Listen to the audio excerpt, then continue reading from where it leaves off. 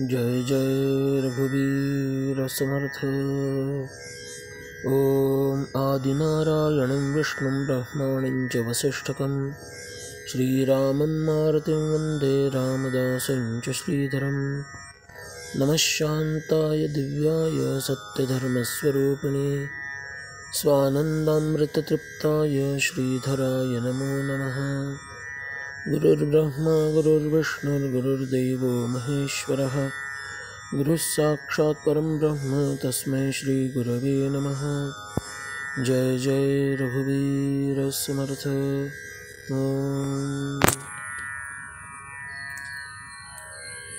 सर्वप्रथम मैं सभी श्रोताओं को वंदन करता हूँ और सद्गुरु भगवान श्रीधर स्वामी महाराज के दिव्य चरित्र का जो हम चिंतन कर रहे हैं उसे आगे बढ़ाता हूँ।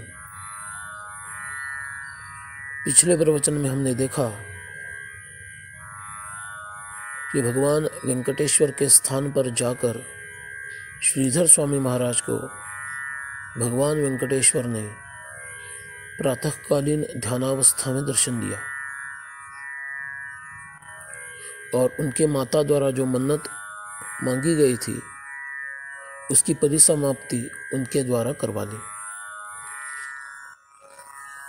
वहाँ से श्रीधर स्वामी शिष्यों के साथ निकल पड़े और मंगलूर आ पहुँचे। कुछ दिन मंगलूर में बिताने के बाद उन्हें दक्षिण भारत के श्रेष्ठतम ऐसे तीर्थ रामेश्वरम को जाने की प्रेरणा मिली।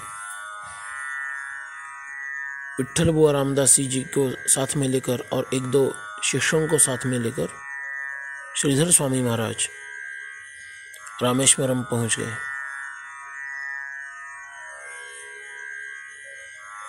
वहां से शंकर मठ पहुंचे, वहां पर कुछ काव्य बनाया और त्रिचिनापल्ली में आकर कुछ दिन रुके। उस स्थान में रमण महर्षि नाम के दक्षिण भारत के एक अद्वितीय ऐसे महात्मा हुए हैं, उनके परम शिष्य निवास करते थे। उनके साथ श्रीधर स्वामी का भी निवास था। जब वे भक्त रमण महर्षि के सानिध्य में रहते थे तो उनकी भ्रूमध्य में स्पंदनों का निरंतर अनुभव होता था।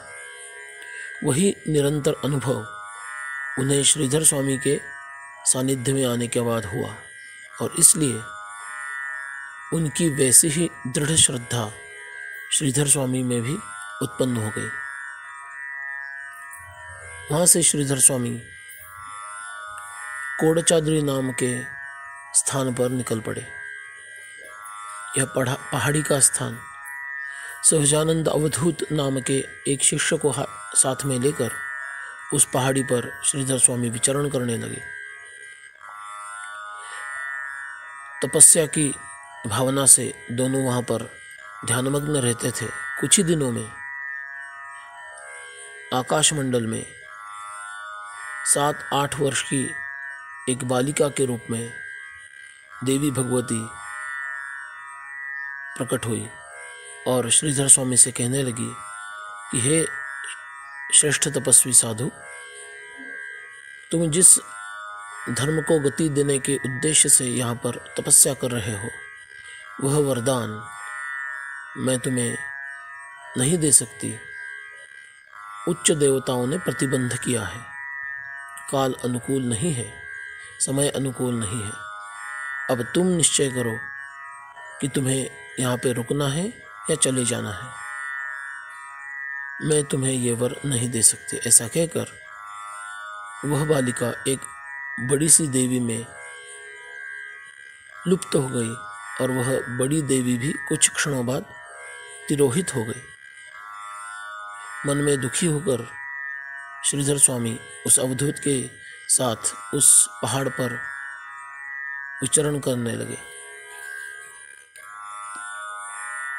एक बार उन्होंने अवधूत को कहा कि मैं अब यहाँ से नीचे कूद जाऊंगा। उसने चरण पकड़ लिया और बोला, हे स्वामी, आप अगर कूदोगे तो आपके शरीर का क्या होगा?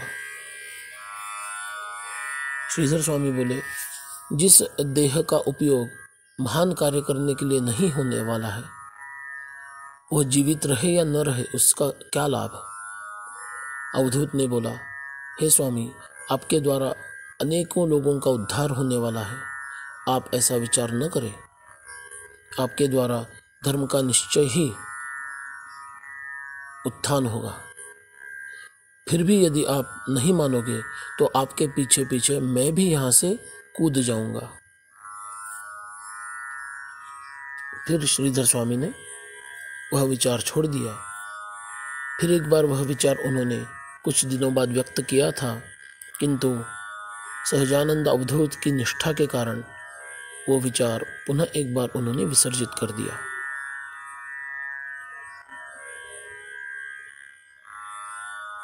वहां से श्रीधर स्वामी मंगलूर आ गए।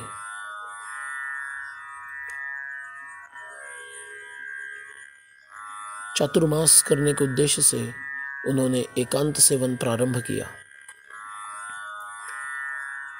उसी गांव में रखमाबाई नाम की एक महिला राजयक्ष्मा रोग के कारण मृत्युशैया पर लौटी थी।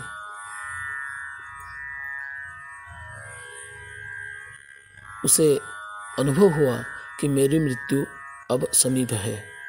उसने यह इच्छा व्यक्त की कि यदि श्रीधर स्वामी जैसे महात्मा का दर्शन इस समय हो जाए तो मेरे मृत्यु में भी सहजता होगी और मुझे उत्तम गति प्राप्त होगी। यह बात लक्ष्मीबाई नाम के महिला ने सुनी और वे श्रीधर स्वामी को बताने के लिए 2 मील चलती हुई आई। एकांत भंग करके केवल जीवों का उद्धार करने के उद्देश्य से श्रीधर स्वामी उस महिला के समक्ष जा पहुंच गए और उसे देखते ही वे बोले, देवी, क्या तुम्हें मुक्ति की अपेक्षा है? अर्थात मैं अभी तुम्हें मुक्त करा देता हूँ। वह बोली, नहीं नहीं स्वामी, मुझे मरना नहीं, मुझे जीना है, मुझे जीवन दान दीजिए। श्रीधर स्वामी हंसने लगे और तथास्तु कह दिया, तुम अब आगे 22 वर्ष और जियोगी, ऐसा उसे वरदान दिया। अपने कमंडलू का पवित्र तीर्थ उसके सगे संबंधियों को दिया और कहा कि इसे सदैव ये जल पिलाते रहना। स्वामी जाने के बाद 2 घंटे में ही उसकी मृत्यु के सन्निकट पहुंचने की अवस्था प्राप्त हुई। फिर भी लोगों ने श्रद्धा से वह तीर्थ देना प्रारंभ ही रखा। वह मूर्छित होने के बाद भी उसके मुंह में वे तीर्थ डालते रहे और आधे घंटे के बाद वह मूर्छा से बाहर आई और धीरे धीरे उसका स्वास्थ्य उत्तम हो गया और वह 22 वर्ष आगे जीवित रही। वहाँ से चिकमगलूर जाने के लिए लोगों ने प्रार्थना की। इसलिए श्रीधर स्वामी ने चिकमगलूर जाने का निश्चय किया। केशव नाम का एक बड़ा उद्दंड युवा जो शिगेहल्ली में भी रहता था, वह श्रीधर स्वामी के उत्कर्ष के कारण उनसे जलता था, ईर्ष्या करता था, द्वेष करता था। श्रीधर स्वामी चिकमगलूर जाने वाले हैं, उससे पहले ही यह शठ वहाँ पर पहुँच गया और उसने श्रीधर स्वामी का दुष्प्रचार करना प्रारंभ किया और उस सीमा तक उसने दुष्प्रचार किया कि बहुत से श्रीधर स्वामी को मानने वाले लोग भी अब उनको साधु स्वामी मानना मना कर रहे थे। श्रीधर स्वामी चिकमगलूर पहुंच गए और एकांत में साधन करना प्रारंभ रखा।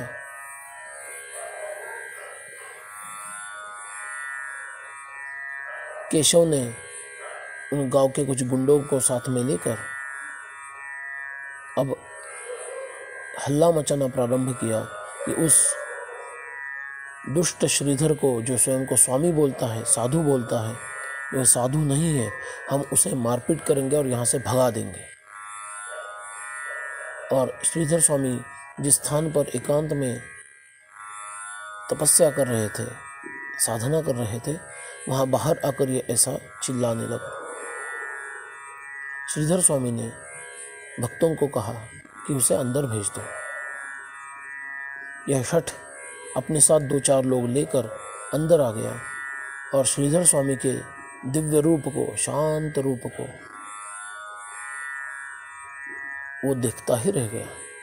श्रीधर स्वामी बोले, केशव, तुम जो भी मेरे बारे में कहते हो वो क्या सत्य है? क्या मैं उस प्रकार का व्यक्ति हूँ?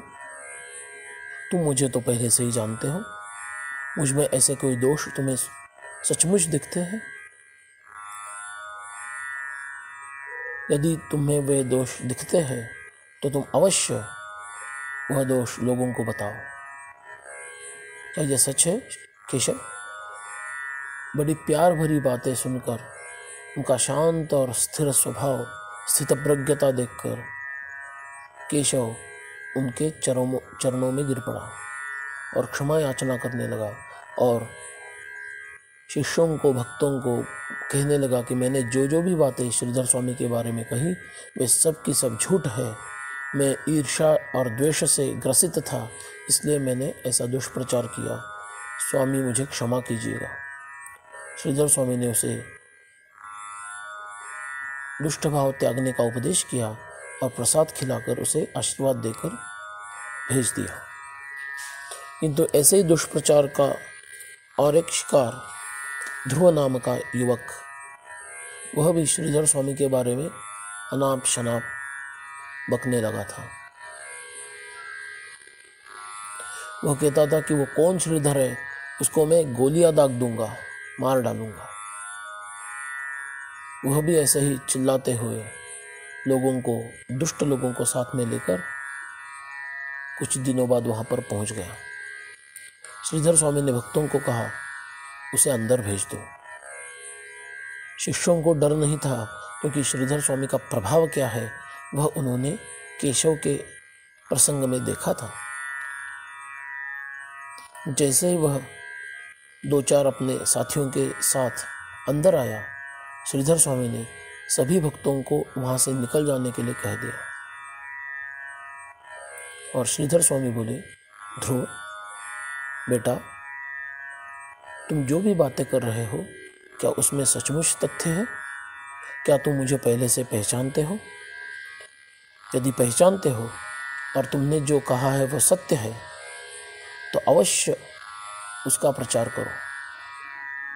किंतु तुमने इधर उधर के कुछ बातें सुनकर यह कहना प्रारंभ किया है तो यह उचित नहीं है। और अपने साथ में तुम कुछ छुपा कर लाए हो, शस्त्र लाए हो, तो वह शस्त्र का भी प्रयोग मुझ पर करके देखो। इतना निर्भय और शांत और धैर्य और गांधीर्य की मूर्ति और उसी के साथ अत्यंत प्रेममयी मूर्ति, ऐसे इस सत्पुरुष को देखने के बाद ध्रुव की बुद्धि भी अब ठिकाने पहुंच गई और वह विलाप करते हुए चरणों में गिर पड़ा और श्रीधर स्वामी की क्षमा याचना करने लगा। हे स्वामी, हे साधु, मुझे क्षमा कर दो। मुझे शठ द्वारा आपको जो भी हानि करने के उद्देश्य से कहा गया उसके लिए मैं आपकी क्षमा मांगता हूँ, क्षमा याचना करता हूँ।